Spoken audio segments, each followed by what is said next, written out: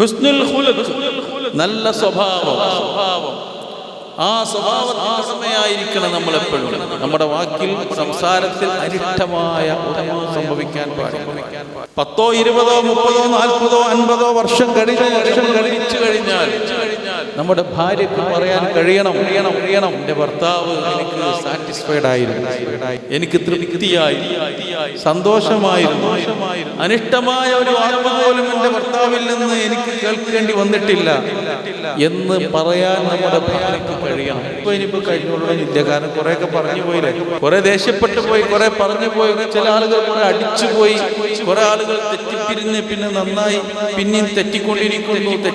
സൗന്ദര്യ പിണക്കങ്ങളും അല്ലാത്ത പിണക്കങ്ങളൊക്കെ ആയിട്ട് ഇങ്ങനെ കട്ട റോട്ടിലൂടെ കാളവണ്ടി പോകുന്നത് വരെ പോകുന്ന ആ രൂപത്തിൽ പോകുന്ന കുടുംബജീവിതങ്ങളുണ്ട്. ഇനിയിപ്പോ എന്ത് ചെയ്യും? ഞാൻ മരിച്ചാൽ എന്റെ ഭാര്യ എന്ത് പറയാൻ, പലതും പറയാൻ സാധ്യത. പക്ഷേ സമയം ഇപ്പോൾ നമുക്കൊരു തീരുമാനമെടുക്കാം. ഇനി മുതൽ, ഇപ്പോൾ മുതൽ ജീവിതം മാറ്റിയെടുക്കും. ഇപ്പോൾ മുതൽ എന്റെ ജീവിതം ഞാൻ മാറ്റിയെടുക്കുമെന്ന തീരുമാനം. റസൂലുള്ളാഹി തങ്ങളുടെ ജീവിതം ഭാര്യമാരെ പൂർണ്ണമായി, ഭാര്യമാരെ ആയിട്ടും വളരെയധികം സ്നേഹിച്ചു.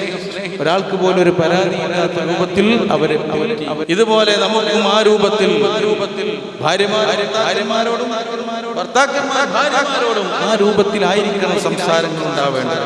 ഞാൻ ഈ വിഷയം ഇവിടെ പറയാനുള്ള കാരണം ഏറ്റവും കൂടുതൽ ഇന്ന് നടന്നുകൊണ്ടിരിക്കുന്ന വിഷയമാണ് കുടുംബത്തിൽ ഐക്യമില്ല.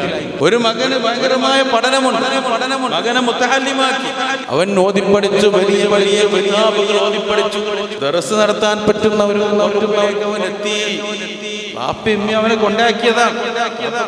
അവന് ആവശ്യമുണ്ട്, പല കാര്യങ്ങൾക്ക് ആവശ്യമുണ്ട്. പക്ഷേ പഠിക്കട്ടെ എന്ന് പറഞ്ഞ് അവനെ കൊണ്ടാക്കി ദർസിലൊക്കെ പഠിച്ച് വലിയ സ്ഥാനത്തെത്താൻ പോകുക. പക്ഷേ അവൻ എപ്പം നാട്ടിലേക്ക് വരുമ്പോഴും ബാപ്പയും കീരിയും പാമ്പും പോലെയാണ്. പിന്നെ ഇവന്റെ പഠനം എവിടെ പ്രബോധനം ചെയ്യും? ഇവൻ എവിടെ വഴന്നു പറയും? എവിടെ ക്ലാസ് എടുക്കും? ആരെ നന്നാക്കും? സ്വന്തം വീട്ടിൽ തന്നെ പ്രശ്നങ്ങളും പ്രതിസന്ധികളുമാണ്. അവന്റെ ആ ആനന്ദകരമായ ജീവിതം നഷ്ടപ്പെടുകയാണ്. അവന് മനസ്സമാധാനം നഷ്ടപ്പെടുകയാണ്. അവന്റെ ഹൃദയത്തിൽ ഹമ്മ് കടന്നു കൂടുകയാണ്, ടെൻഷൻ കടന്നു കൂടുകയാണ്.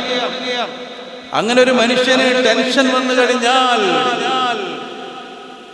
ആ മനുഷ്യൻ രോഗിയായി മാറുമെന്നാണ് ഇഹ്യാഉൽ ഉലൂമീൻ എന്ന മഹത്തായ ഗ്രന്ഥത്തിൽ ഇമാം ഗസാലി റളിയല്ലാഹു അൻഹു രേഖപ്പെടുത്തുന്നത്.